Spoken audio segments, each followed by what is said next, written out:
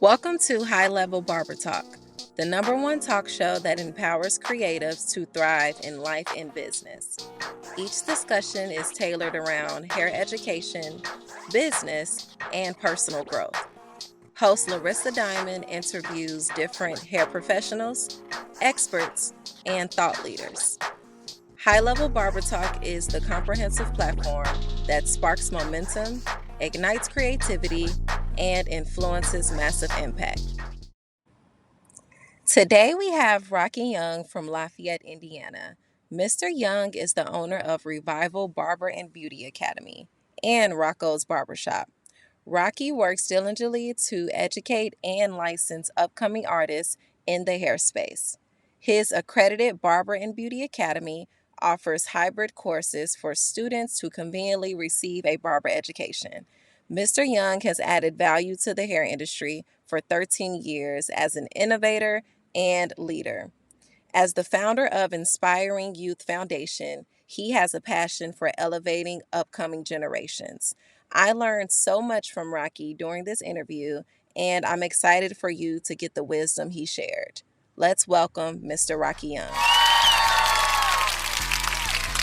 Oh, mindset. I love talking mindset because it's just so many layers to it. Yes. And I believe that one can make a decision like, okay, I want to move forward. Yeah. But you will always have to overcome The different mindset. parts of your mind, right, Yeah. to continue on that path. Yeah. So mindset is number 2. Okay. And number 3, again, probably the same one we keep saying: purpose. Yeah. What's purpose? What's driving you? You know what I Yeah. mean? What's Yeah. igniting you? What's making you keep going?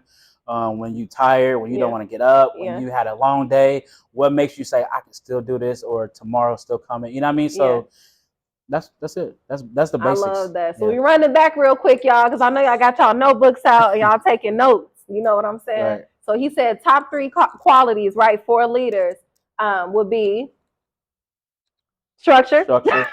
Mindset, and purpose. Yep. Wow. Structure, mindset, and purpose. Thank you for that. Thank you for that.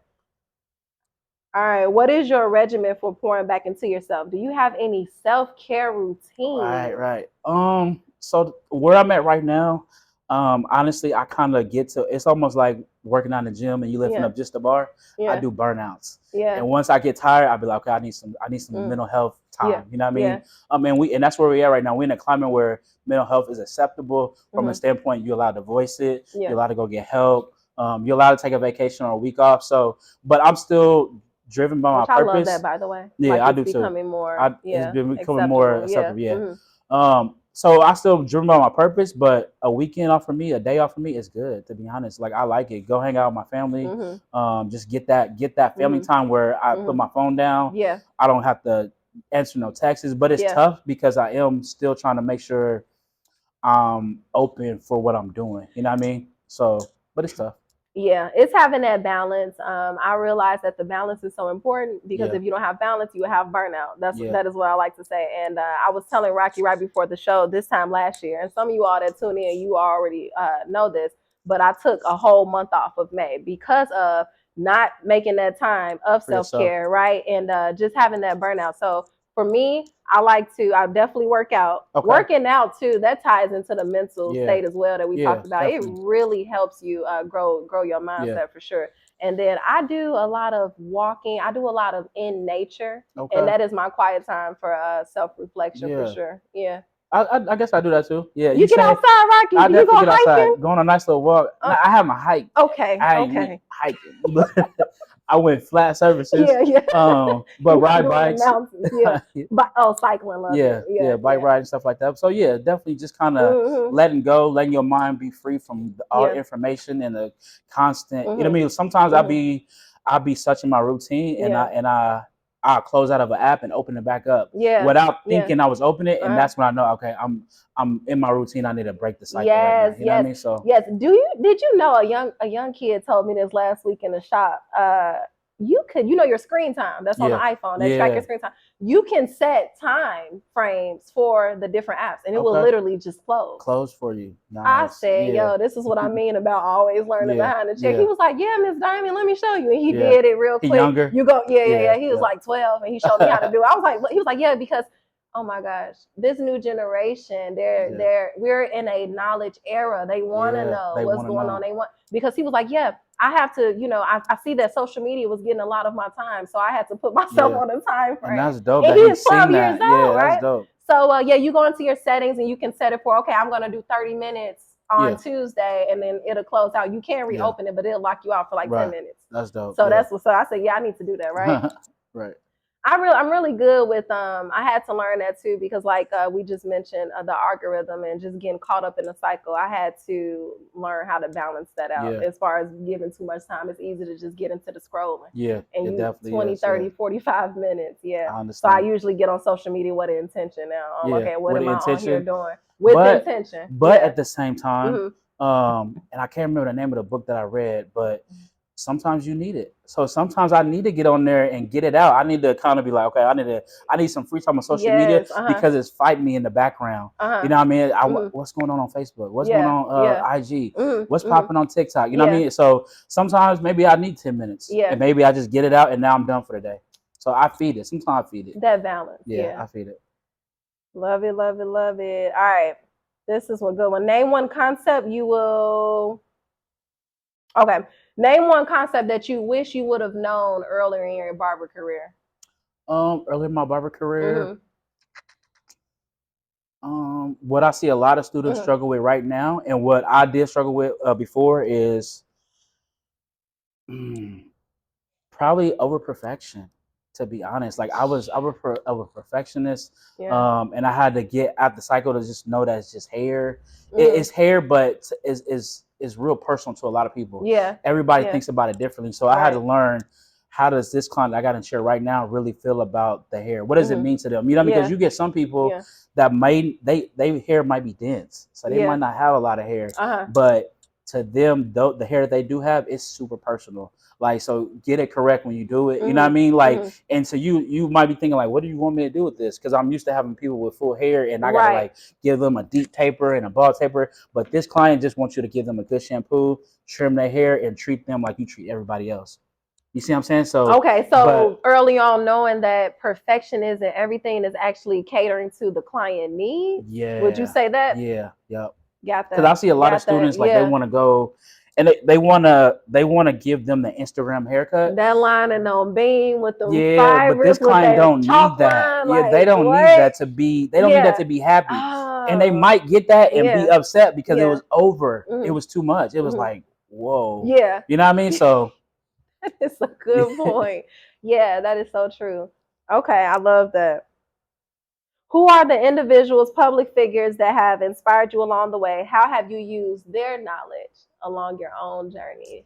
Do you have any speakers, authors? These could be people that you've never met in person, or these could be relatives that have made a big impact in your life. I would say definitely family and friends keep me pushing. From a celebrity standpoint, I feel like the ones I grew up with as a kid, the rappers, the big celebrities, the Lil Waynes of the world, I would say. Because Lil Wayne was younger to us. He was a little kid, but he's still doing his thing now. But imagine if we would have started doing something productive like he was doing at a young age. Right. You know what I mean? Or somebody that guided us. So it'll be a game changer. So I always say, like, if we would have started younger, or who can I grab and let them start younger and just keep molding them as they get older. So that would be a celebrity that I see visually that I don't know. Another one would probably be, you heard of Ray Dalio? No. Ray Dalio, he's like a big investor type of thing. Okay. So he got a book called Principles. Okay. And it's principles that you can apply to life or work. You know what I mean? So I apply them to both. They help me a lot out as far as like structure wise. Just kind of like setting boundaries, kind of knowing where to put people. Do you read books often? A little bit. I do more audiobooks because I'm always moving. So I like to just listen, like on a long ride or something. Just throw that in instead of watching or listening to music and stuff like that. Right. But yeah, Ray Dalio.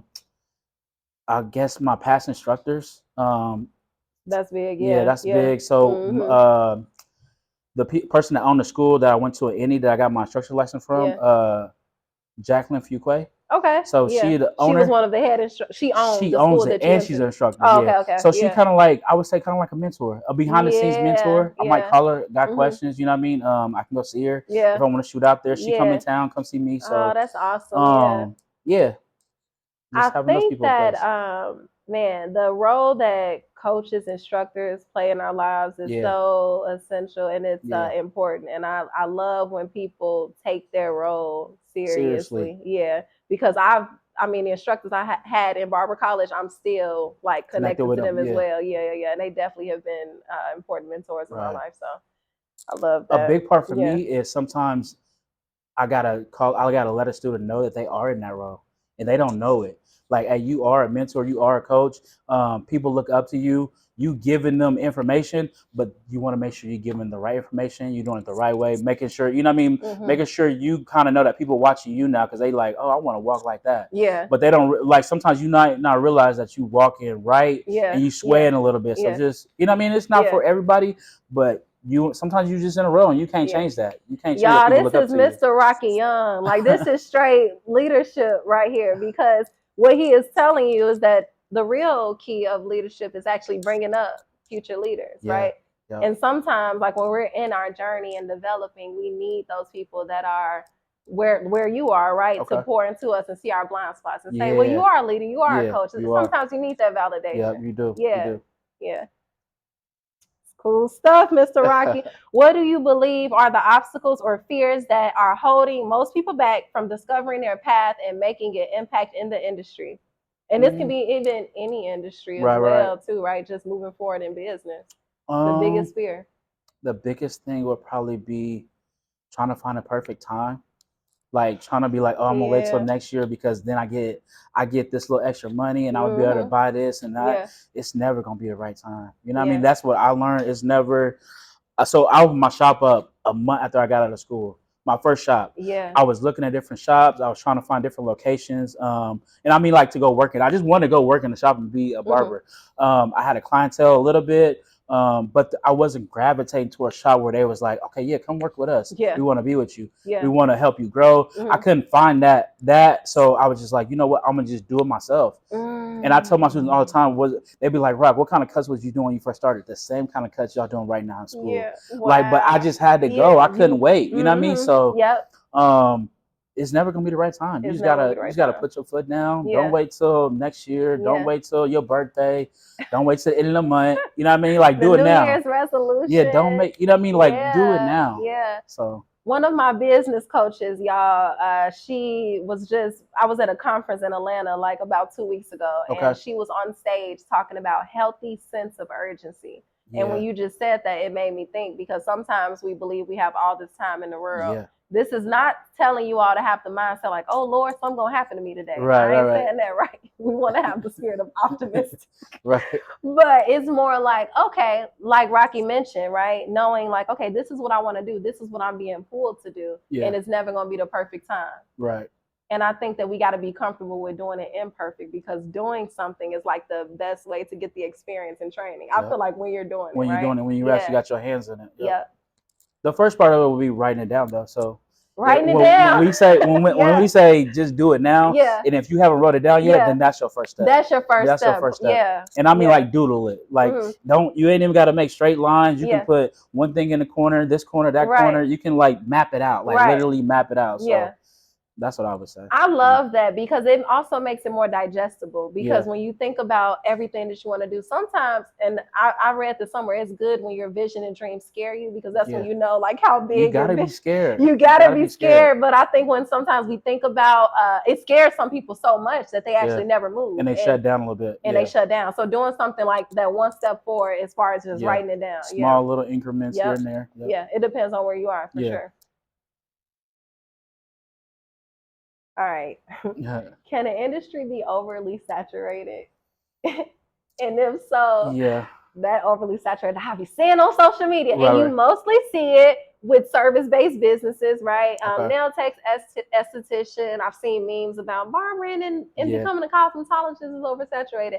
So what do you think about oversaturated? Is that a thing? And then also, if it is, how can you make yourself stand out as an individual in a competitive field? Because I believe in competitive fields, but not necessarily overly saturated, because you're always going to have something unique to deliver. True. Yeah. So that'll be somebody finding their niche, so they're not like doing the same thing that somebody else is doing. I think that it could possibly get oversaturated, kind of like inflation type of thing. It could get inflated to a point where like there's a lot of people in the industry, and then the price is fluctuating about because you can go here and get it, you can go there and get it for the same price, or there for cheaper. But I feel like just like any other industry, you get a influx of when people get tired of it. People retire from it. People find different businesses or professions that they want to do. So I think the cycle will always be changing, and I think it'll stay vibrant. You know what I mean? So it will be a time when it's oversaturated, but it'll be a time when it's not. And my goal where I'm at, I'm always gonna be producing. So I like when I seen that question, I was like, "Dang, that's crazy," because I think about that all the time. We'll get to a point where I got so many students that I won't be able to deploy them out to actually have a guaranteed job. Because that's what a lot of this is about. Like, yeah, you got the school, but when they get done with schooling, will they have employment? So I think about it all the time, but I think it's always going to be changing. You got people like, again, you got the industries where I look at it like take the Caterpillars or the Subarus of the world. They're recruiting people from high school, middle school.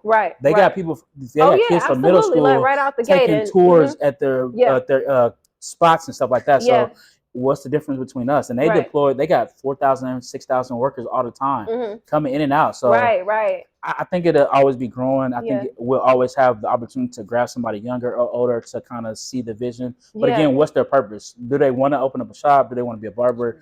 Do they want to? Maybe they just want to sell products, but they want to learn about the industry too. Because that's what I was going to say too. Like, what I never even looked at it from that perspective. Like, as far as you being a barber school owner and then also having your own shop, like, what if you have so many students coming into your barber college, and they get licensed and not have employment? I never thought of it that way. But also, it's so many different avenues that they can go into. So I guess when you say that, are you saying like booth rent, like the lack of shops to go into to pay booth rent?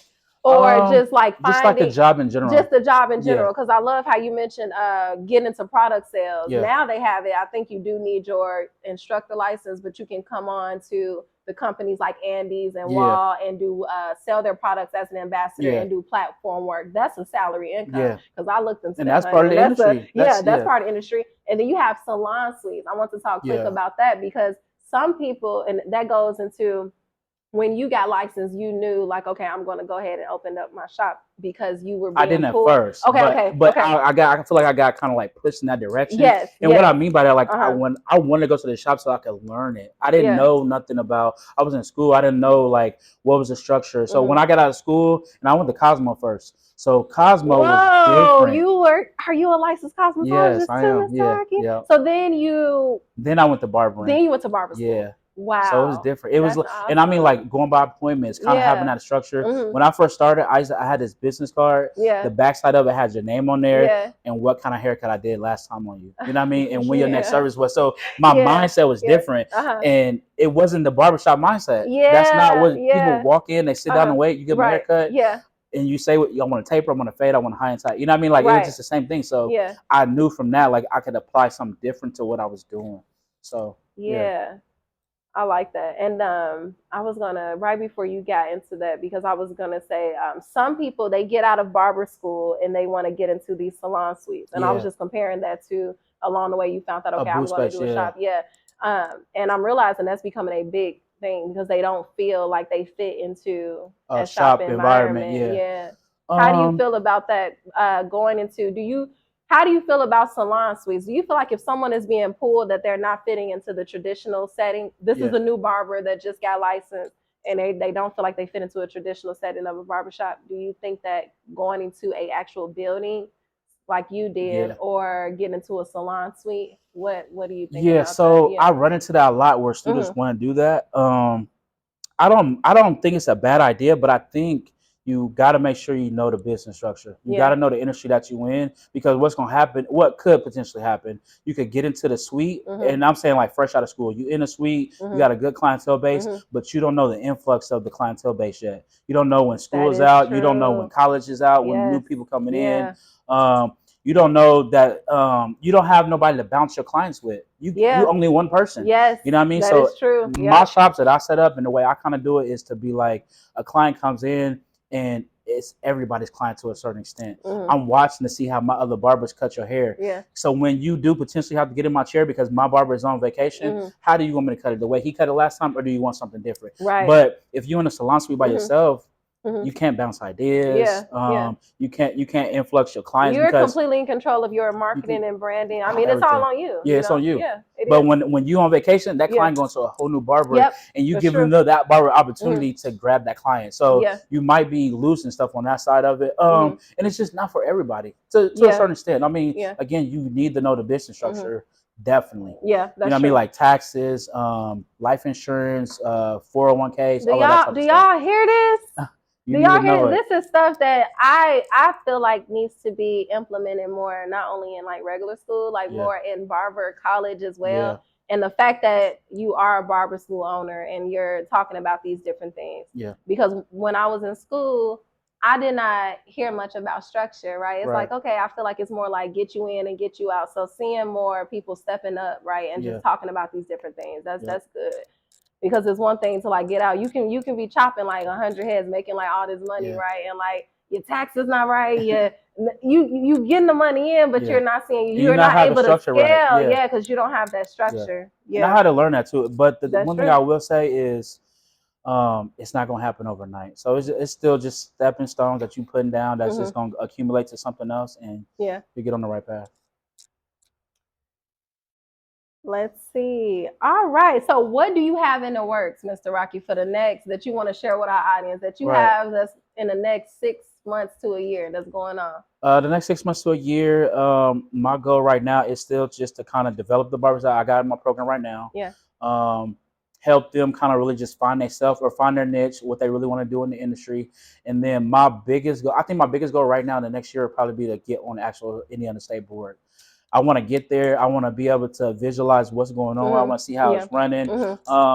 Because I feel like there's a disconnect between the new barber and the state board. Like me as the educator, I get questions all the time, and I can say, go to the state board website, go to PLA website. You know what I mean? Like it's all on the website. I say that all the time, but I realized the disconnect was they might not even know how to get to the website or navigate the website. So so the disconnect is like, I feel like people from that level should be doing more guidance. Maybe they should be visiting the schools and talking to the students, because there's a lot of anxiety about taking that state board test. Yes, it is. It's a lot. It's like they get done with the book and it's like, but now, and I'll be like, you ready for the test? Yeah. You done with your finals? You almost done with your hours? Go take the test so you can see what it's like. And it's like, I want to see him for 2 weeks. I'm like, what just happened? You got some people that never end up taking. They do the schooling. I went to school with several individuals just by being intimidated by the test itself, or failing one time and then be like, I don't think I can do it. So I want to break that anxiety. I want to be able to help with that on the creative side of it,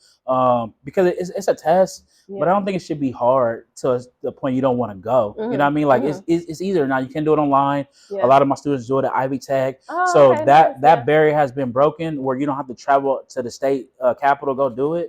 But like the information that's in there, it should be more open. You know what I mean? Like I shouldn't have to go through each law and read the IC 25-4. And because that's confusing you. And I got to tell them, like, don't so much worry about the numbers, just worry about what it's actually saying. What it's saying. But when you reading it, you can't take away the numbers. You see the numbers. You know what I mean? So you want to read it. I'm like, but so the information being more digestible. Exactly. For the state of Indiana, how many barbers are on the committee? Two barbers, two Cosmo, like a client, and then an esthetician or a nail tech or a manicurist, and then you got a school owner. Okay. And then what does that process look like? So do you go through an application process? You do. Is it who you know a little bit? It's not at all. Wow. For this moment, right this second, it's not who you know. So it's you literally. So there's 2 openings right now on the Indiana State Board. I don't qualify for one because I haven't got the licensing experience in. So I've been in the industry for a while, but I haven't had my barber's license for over 5 years consecutively. Got it. So it's a little barrier right there. But again, like I'm saying, I'm trying to get in there to help with that. So I've been talking to my state representative to where they can get some of the legislation change, because I can't even like I could, the governor is the one that appoints the person. Yeah. After you do the application and resume and stuff like that, but the governor is the one that says, yeah, you can be on the board. Wow. But even right now, he can't make that decision because I don't have the 5 years in. Wow. So it's a legislation even with you thing. having your cosmetology license, Nope. but since you're going for the barber, I gotta be specific to barbering. Yeah, but wow. I mean, I don't know. Mm-hmm. I mean, I feel like there should be a little bit of leeway up in there. And again, that's what I want to help with. I want to help break that barrier where it's not so overpowering. A lot of people that's on the board now, they've been in that realm for a while. Yeah. And I feel like it's time for some creativity and some what's it called? Innovation. Innovation. Yeah. It's time. Absolutely. Absolutely. And I think if when that happens, you will have less professionals of the industry or enthusiasts being less intimidated about the state board, and also being more aware of like what is going on, and not being afraid to look into it themselves, you know. Yep. Or when they come into the barbershop with their what is it called, the clipboard, they're not like sweating and nervous. So like I'm checking everything that I'm supposed to be doing. That's what's up. So, Mr. Rocky, this was an amazing interview. You dropped so much knowledge, and I really appreciate you making time to be on the show. I appreciate you too. Give your handles, and where can the audience reach you from? So right now, because we're talking about the balance, I'm really only on Instagram as far as social media goes, and it's at Rocco's Barber Revival. Okay. On there, and then just revivalacademyonline.com is where you can enroll or make an appointment with me or my students. It doesn't matter. There y'all have it, y'all. We have Mr. Rocky Young. We are coming from Lafayette, Indiana, and be on the lookout for our next upcoming episode. Peace.